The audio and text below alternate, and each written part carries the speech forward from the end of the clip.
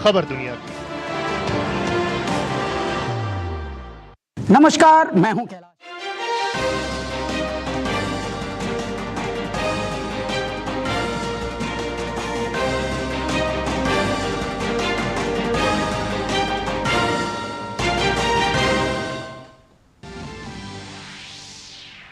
उत्तरकाशी के सिलक्यारा सुरंग में फंसे 41 श्रमवीरों को बचाने के लिए हर संभव प्रयास जारी। तकनीकी कारण की वजह से बाधित हुआ ड्रिलिंग का काम जल्द ही होगा शुरू।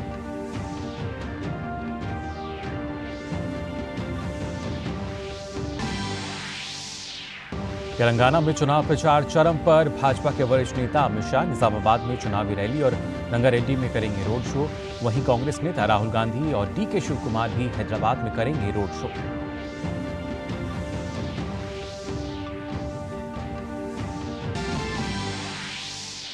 राजस्थान में विधानसभा चुनाव के लिए कल होने वाले मतदान के लिए चुनाव आयोग ने किए पुख्ता इंतजाम। 3 दिसंबर को चुनाव के नतीजे होंगे घोषित।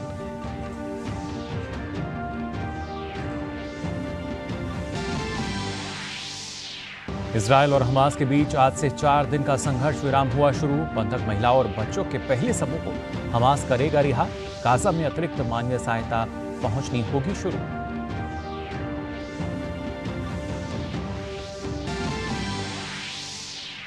कतर कोर्ट ने पूर्व भारतीय नौसेना कर्मियों की अपील की स्वीकार। मौत की सजा पाए नेवी के 8 पूर्व अफसरों को राहत मिलने की उम्मीद। जल्द ही होगी सुनवाई।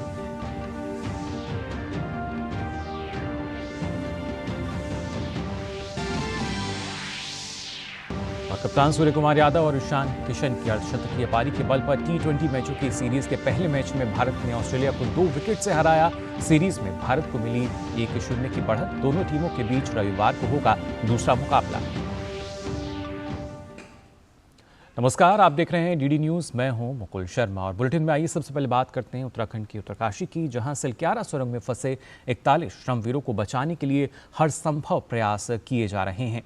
तकनीकी कारण की वजह से बाधित हुआ ड्रिलिंग का काम जल्द ही शुरू होने की भी अब संभावना है। अब तक बचाव कर्मी सिलक्यारा सुरंग में 46.8 मीटर तक ड्रिल कर चुके हैं। वहीं ऑगर ड्रिलिंग मशीन में तकनीकी खराबी आने के बाद ड्रिलिंग का काम रुक गया था। राज्य और केंद्र सरकार लगातार बचाव अभियान पर नजर बनाए हुए हैं। मजदूरों को बाहर निकालने के साथ ही उनके खाने पीने और मानसिक व शारीरिक स्वास्थ्य को ध्यान में रखते हुए खास इंतजाम किए गए हैं। एनडीआरएफ ने सुरंग में फंसे श्रमिकों को बचाने के लिए पाइपलाइनों के माध्यम से व्हील स्ट्रेचर ले जाने का डेमो भी दिखाया, यानी एक तरह का जो मॉक ड्रिल है वो किया गया।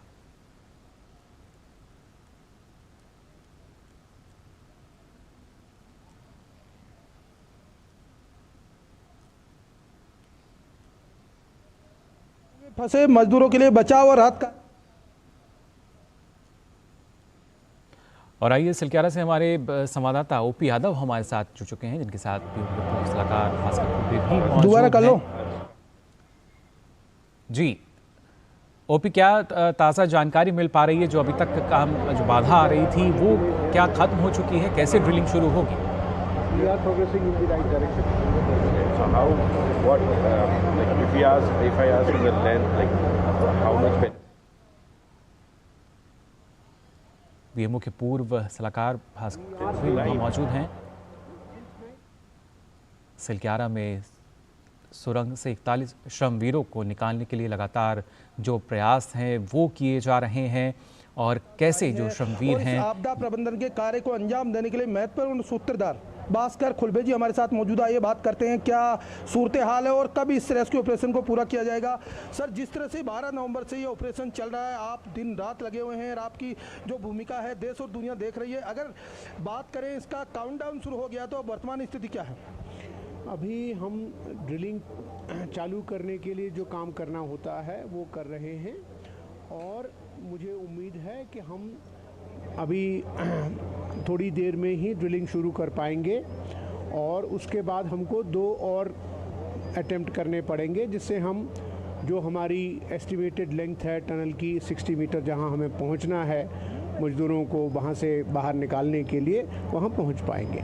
तो अगर बात करें 12 नवंबर से ऑपरेशन चला, उसके बाद तमाम तरह की देशी और विदेशी अंतर्राष्ट्रीय स्तर की तकनीकी एजेंसियां यहाँ आई, मशीनें यहाँ आई और जिस तरह की जटिल यहाँ समस्या थी, लेकिन आपने सतत संवाद और इंजीनियरों से जो एक बेहतर कोऑर्डिनेशन करने का काम किया, जिससे आज हम इस परिणाम की तरफ पहुँच रहे हैं। लेकिन फिर भी जो दूरदर्शन न्यूज़ के दर्शक है, देश देखना चाहता है, जानना चाहता है कि अभी किस तरह की स्थिति वहाँ बनी हुई है, जो रोड वगैरह, जो आयरन का जो एक बैरियर था, उसकी क्या स्थिति है? नहीं, देखिए, रात में हमने 3 मेजर काम किए हैं। जो प्लेटफॉर्म थोड़ा सा हिल गया था, जिस पर ऑगर मशीन चल रही थी, उसकी स्ट्रेंथन करके हमने फाउंडेशन उसको फिर से वापस रिस्टोर कर दिया है।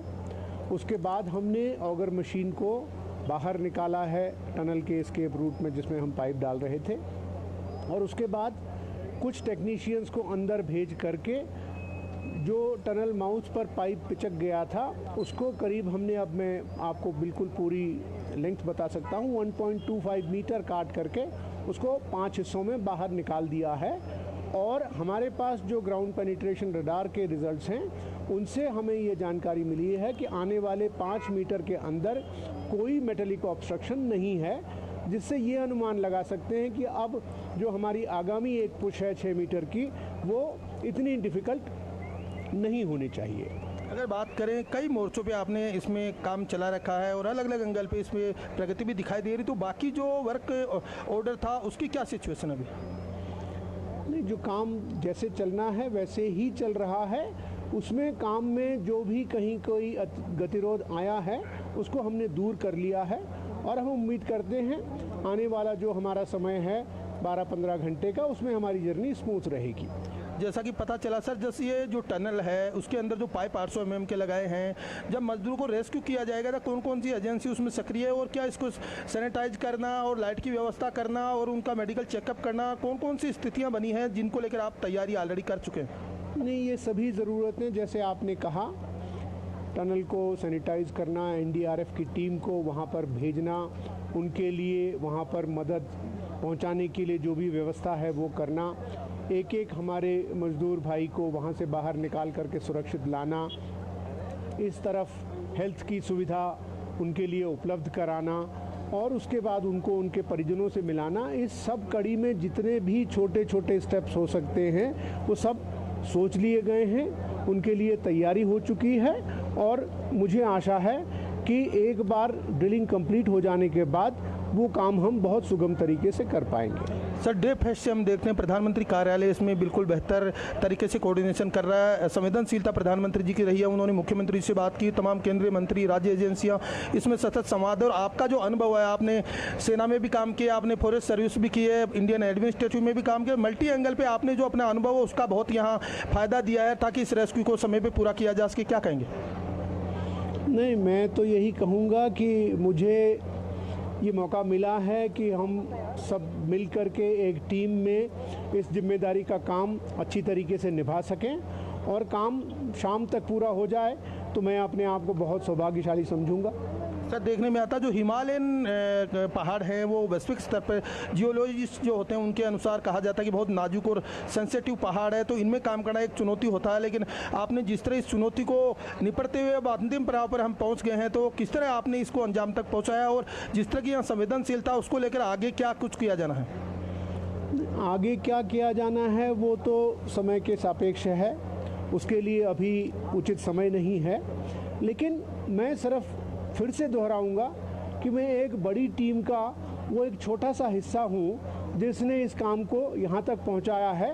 आप सब लोगों की दुआएं रहें कि हम आगे जो बचा हुआ काम है उसको जल्दी से जल्दी और सुरक्षित तरीके से कर सकें। जो मजदूरों के परिजन हैं उनको बहुत चिंता थी, लेकिन आपने जिस तरह उनसे संवाद करवाया, वॉकी टॉकी और माइक्रोफोन वहाँ पहुँचाने के अलावा तस्वीरें, वीडियो भी दिखाए, लेकिन अभी भी उनको उम्मीद है कि ये वो सीधा घर ले जाएंगे या उनकी मेडिकल चेकअप करके उनको रखा जाएगा, इस तरह की उनको चिंता है। तो उनको किस तरह आप कहना चाहेंगे, क्या कहना चाहेंगे परिजनों को? मैं उनसे यही कहना चाहूँगा कि परिजनों को उनके जो यहाँ पर रिलेटिव्स जो भी हैं उनके लिए, उनके साथ मिलाने के लिए जो भी हमको साधन उपलब्ध कराने हैं वो हम व्यवस्था कर रहे हैं। और हेल्थ प्रोफाइल चेक करना एक ज़रूरत है और वो काम उनकी मौजूदगी में ही होगा, इतना मैं अभी आपसे कह सकता हूँ। सर आपने इसके अलावा भूगर्भ सर्वे, जियोफिजिस्ट और तमाम तरह के जो एक्सपर्ट हैं, वैज्ञानिक हैं, उनको भी बुलाया। उन लोगों ने भी आपको अपनी रिपोर्ट दिखाई है और ONGC के जो आए हैं साइंटिस्ट वो भी हैं। उन लोगों की रिपोर्ट क्या कहती है अभी?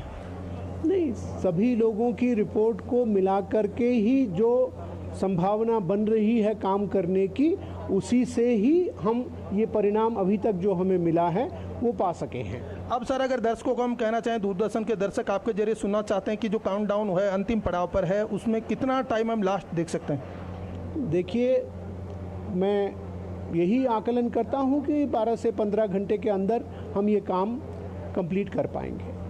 तो ये थे प्रधानमंत्री कार्यालय के पूर्व सलाहकार भास्कर खुलबे, जिनका मानना है कि रेस्क्यू ऑपरेशन अपने अंतिम पड़ाव पर है और इसका काउंटडाउन शुरू हो चुका है। आज देर रात तक अगर स्थितियां सब कुछ अनुकूल रही तो इस ऑपरेशन को सफलतापूर्वक अंजाम तक पहुंचाकर मजदूरों को सकुशल बाहर निकाल लिया जाएगा। जी बिल्कुल ओपी यादव, फिलहाल बहुत बहुत शुक्रिया आपका। लगातार आपसे अपडेट हम लेते रहेंगे और जैसा कि भास्कर जी ने बताया कि अब आगे की जो ड्रिलिंग बची है उसमें किसी भी तरह की जो धातु है, जो मेटल है, वो डिटेक्ट नहीं हुई है। तो आगे माना जा रहा है कि किस तरह की जो बाधा नहीं आएगी और जैसा उन्होंने कहा कि अगले जो 12 से 15 घंटे हैं उसमें सकुशल इन श्रमवीरों को निकाला जा सकता है। इससे पहले हमारे संवाददाता ओपी यादव ने बचाव कार्य में जुटे प्रोफेसर अर्नोल्ड डिस से भी खास बातचीत की।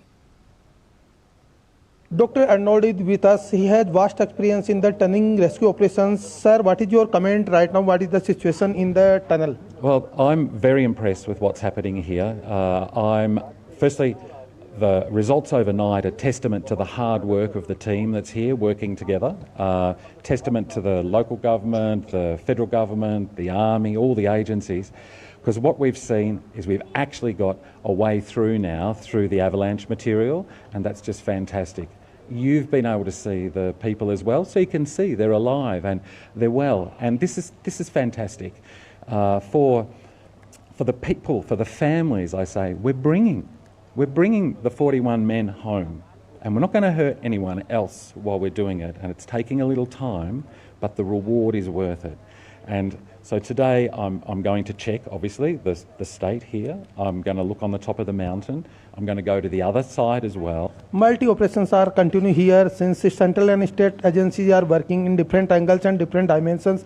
Which mechanism is good in your thinking?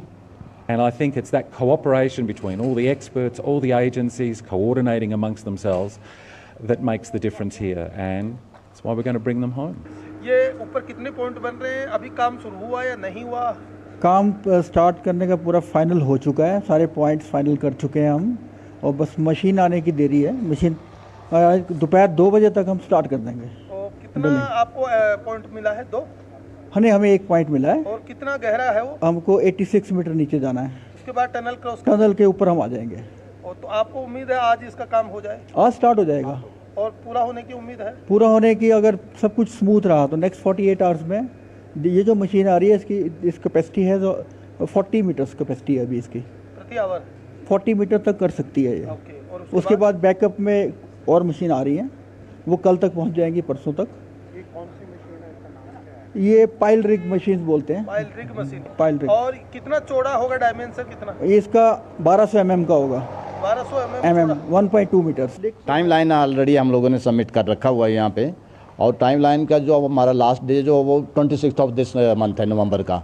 हम उसको स्क्यूज़ करने की बात कर रहे हैं, कुछ और ऑप्शन करेंगे सो दैट कि इसको जो स्पीड अप करके हम जल्दी से जल्दी रेस्क्यू ऑपरेशन को जो सक्सेसफुल बनाने के इसमें है। हमारी मैनेजमेंट कंटिन्यूसली जो है वो दिल्ली में भी, शिमला में भी, हेड ऑफिस में कंटिन्यूसली अदर एजेंसी जो सपोर्टिंग एजेंसीज हमारे लिए रिक्वायर्ड हैं उनके साथ इन टच हैं, और वो सारी सपोर्ट सिस्टम जो हमारे लिए रिक्वायर्ड है वो हमारे को वहाँ से वो प्रोवाइड करवा रहे हैं। The operation is going on mission mode and soon it will finish and the labor will come out. With cameraman Jagmohan, I am OP Yadav for DD News, Silkyara, Uttarkashi. और आइए बुलेटिन में बात करते हैं विधानसभा चुनाव की।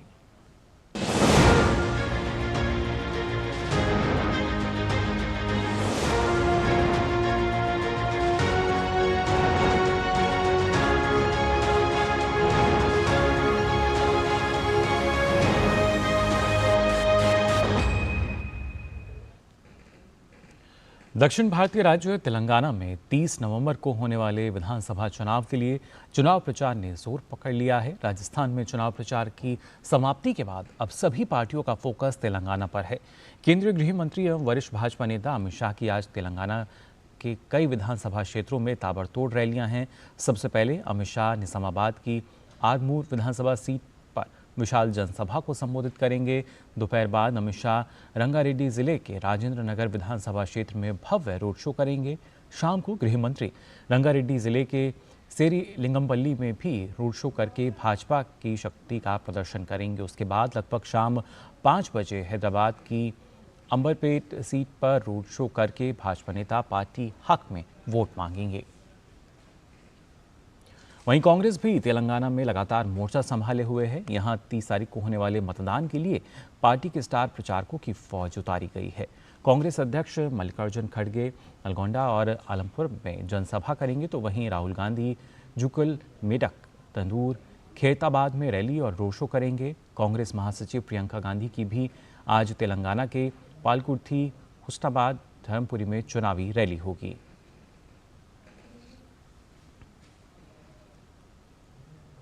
बात राजस्थान की, जहां कल होने वाले विधानसभा चुनाव के मतदान की सभी तैयारियां पूरी कर ली गई हैं।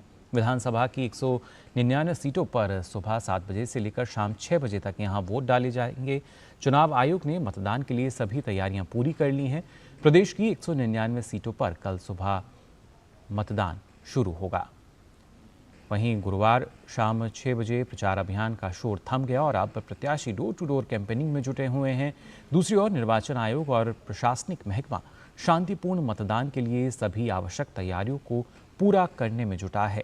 निष्पक्ष मतदान संपन्न करवाने और भय मुक्त वातावरण बनाए रखने के लिए राजस्थान पुलिस द्वारा सुरक्षा की पुख्ता व्यवस्था सुनिश्चित की गई है। राजस्थान में चुनाव प्रचार खत्म हो चुका है। इस बीच डीडी न्यूज़ की टीम का चुनावी सफर अभी जारी है। डीडी न्यूज़ की टीम पहुंची धार्मिक नगरी नाथद्वार के नेचुरल इस देश, खासतौर से इत्र देश में खूब मशहूर है। आइए देखते हैं ये रिपोर्ट। राजस्थान में चुनाव प्रचार खत्म हो चुका है, लेकिन हमारा चुनावी सफर जारी है। हम पहुंचे हैं आज नाथद्वारा, धार्मिक नगरी है, इसकी तमाम खासियत है। इत्र यहाँ पर बहुत मिलता है वर्षों से, उसकी क्या खासियत है जानने की कोशिश करेंगे। एक दुकान पर हम चलते हैं, बहुत पुरानी दुकान है, पीढ़ियों से वहाँ, उनसे हम जानते हैं कि दूर दराज से लोग इत्र लेने यहाँ पर आते हैं। बाकी जगह से आपने इत्र लिया होगा, यहाँ पर क्या फ़र्क दिखता है, क्या खासियत है यहाँ की? इसका हम लोग का एक बार शर्ट पे डालते हैं ना, तो अमुक कितने टाइम तक ये रहता है मालूम पड़ जाए कि डाला है, ऐसा लगता है। ऐसा हम लोग डीओ यूज़ करते हैं, पर इससे हम लोग को यही बेहतर लगता है। ये हमारा 3rd जनरेशन चल रहा है अभी, मेरा दादाजी ने स्टार्ट किया था। सबसे खास बात है यहाँ का चैत्री गुलाब। जो गुलाब होता है उसकी 1500 तरह की किस्में होती है गुलाब फूल की, उसमें से एक चैत्री गुलाब किस्म होती है जिसकी खुशबू सबसे यूनिक होती है।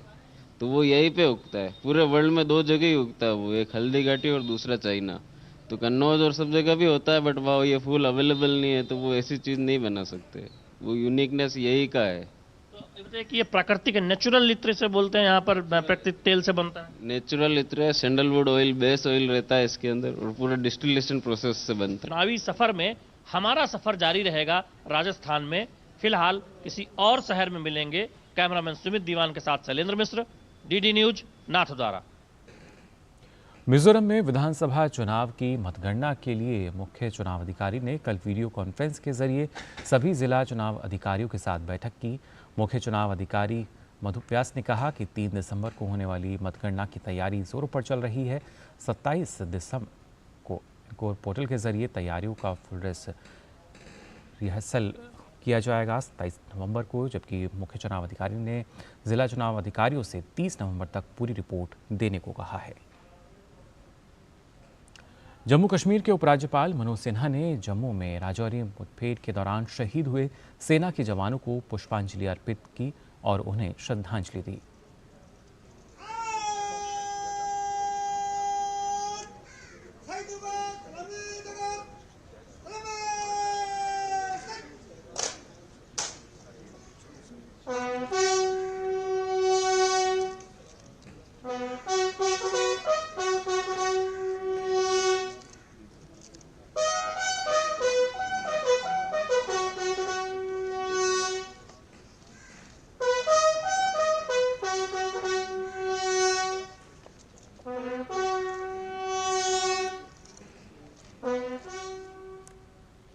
वहीं उत्तरी सेना के commander lieutenant general Upendra Dwivedi ने भी शहीद जवानों को पुष्पांजलि अर्पित की।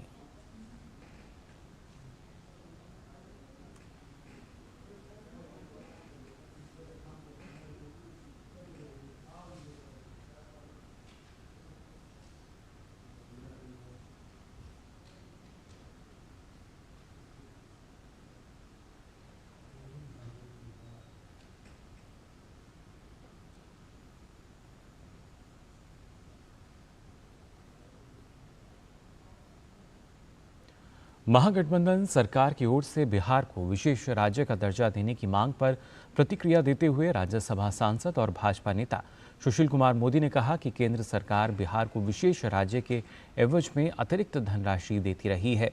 उन्होंने कहा कि महागठबंधन सरकार विशेष राज्य के नाम पर राजनीति कर रही है। आज बिहार को 1 लाख करोड़ रुपया प्रति वर्ष 1 लाख करोड़ ये केंद्रीय करों में हिस्से के रूप में मिलता है। यूपी के बाद सबसे ज़्यादा बिहार को मिलता है। उस पैसे का जैसे इस्तेमाल करना चाहें आप कर सकते हैं। ये सारा विशेष राज्य के दर्जे के एवज में और गरीब राज्यों को ज़्यादा मदद के लिए किया गया। तो इसलिए नीतीश जी अब 17 साल से बिहार के मुख्यमंत्री हैं। 17 या पता नहीं 18 साल हो गया। उसके बाद भी बिहार इतना गरीब है और रह कर आपको विशेष राज्य का दर्जा सपने में याद आता है और फिर खड़े हो जाते हैं और प्रस्ताव पारित करने लग जाते हैं। थाईलैंड के बैंकॉक में विश्व हिंदू कांग्रेस 2023 का आज आरएसएस प्रमुख मोहन भागवत ने शुभारंभ किया। कार्यक्रम को संबोधित करते हुए आरएसएस प्रमुख ने कहा कि दुनिया एक परिवार है और हम हर किसी को आर्य बनाएंगे। उन्होंने कहा कि भौतिक सुख के सभी साधनों पर कब्जा करने के लिए लोग लड़ रहे हैं और एक दूसरे पर हावी होने की कोशिश कर रहे हैं। World is one family and we will make everybody Arya, that is culture. That word also is inadequate, but for the want of better word, I must say culture. Then there is second, Dhana Vijay. To acquire possession of all means of material happiness, people try to fight and dominate each other.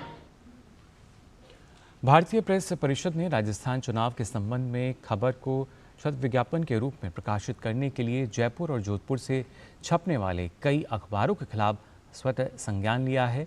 भारतीय press परिषद ने दैनिक Bhaskar, Rajasthan Patrika, Indian Express, the Times of India, First India, India News, Sach, Bedhadak, Dainik Navjyoti और समाचार जगत के जयपुर संस्करण के अलावा हुक्मनामा, समाचार, दैनिक जलते, दीप और दैनिक नवज्योति के जोधपुर संस्करण के खिलाफ संज्ञान लिया है। इन सभी अखबारों ने अपने मास्टरहेड के नीचे 20 नवंबर को बैनर हेडलाइन के तौर पर विज्ञापन को छापा था, जो कि राजस्थान चुनाव से संबंधित था। सभी अखबारों के संपादकों को कारण बताओ नोटिस जारी कर जवाब मांगा गया है। और आइए बात करते हैं बुलेटिन में विकसित भारत संकल्प यात्रा की।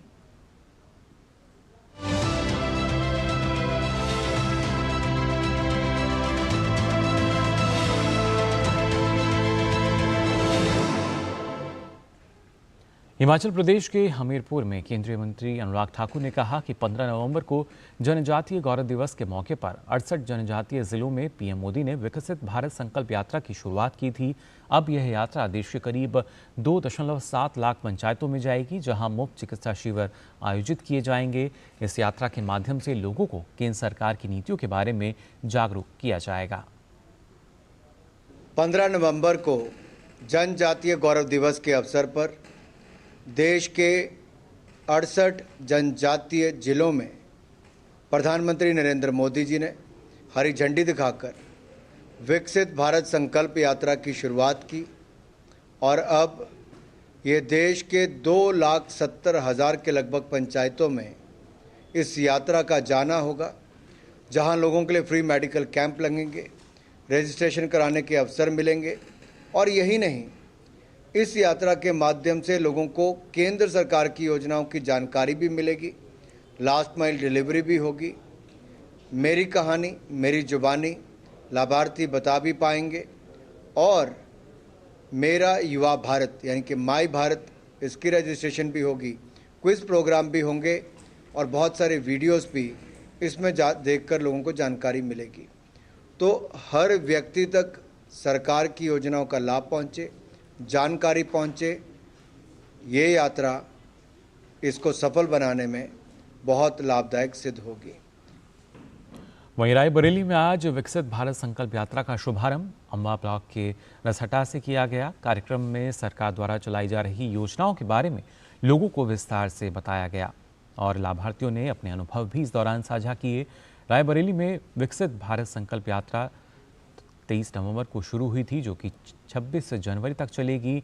इस दौरान ग्राम पंचायत स्तर पर एलईडी वैन जाकर लोगों को सरकारी योजनाओं के प्रति जागरूक करेंगी। अम्बावा ब्लॉक में गोल्डन कार्ड से इलाज करा चुके हृदय नारायण ने बताया कि उनके परिवार में 5 सदस्य हैं। उन्होंने खुद का और अपनी बहू के गॉलब्लैडर में पथरी, इसके अतिरिक्त बहू की बेटी का ऑपरेशन प्रधानमंत्री द्वारा चलाई जा रही स्वास्थ्य बीमा के अंतर्गत गोल्डन कार्ड से मुफ्त में कराया। हृदय नारायण बताते हैं कि यदि स्वास्थ्य कार्ड ना बना होता तो उनकी माली हालत ऐसी नहीं है कि वह परिवार में 4 लोगों का ऑपरेशन और इलाज करा पाते। बात करते हैं कतर की, जहां कतर कोर्ट ने मौत की सजा पाए पूर्व भारतीय नौसेना कर्मियों की अपील स्वीकार कर ली है। अपील भारत सरकार ने दायर की थी। इस मामले में अगली सुनवाई जल्द ही की जाएगी। आपको बता दें कि भारतीय नौसेना के 8 पूर्व कर्मचारी पिछले साल कतर में गिरफ्तार किए गए थे। इन सभी को 26 अक्टूबर 2023 को कतर की अदालत ने मौत की सजा सुनाई थी। इजराइल और हमास के बीच आज 4 दिनों का संघर्ष विराम शुरू हो चुका है। कतर में मध्यस्थों ने कहा है कि आज 13 इजरायली और बच्चों को रिहा किया जाएगा। दोनों पक्षों ने कहा कि ये संघर्ष विराम अस्थायी है। संघर्ष विराम के तहत गाजा में अतिरिक्त मानवीय मदद आज भेजी जाएगी। 4 दिनों तक चलने वाले संघर्ष विराम में 50 बंधकों को रिहा किया जाएगा। इस दौरान इजराइल के जेल में बंद फिलिस्तीनियों को भी रिहा किए जाने की संभावना है। हमास ने अब तक 4 बंधकों को रिहा किया है। तो फिलहाल के लिए इस बुलेटिन में बस इतना ही, लेकिन देश और दुनिया की तमाम खबरों के लिए आप देखते रहिए डीडी न्यूज़। मुझे दीजिए अनुमति। नमस्कार।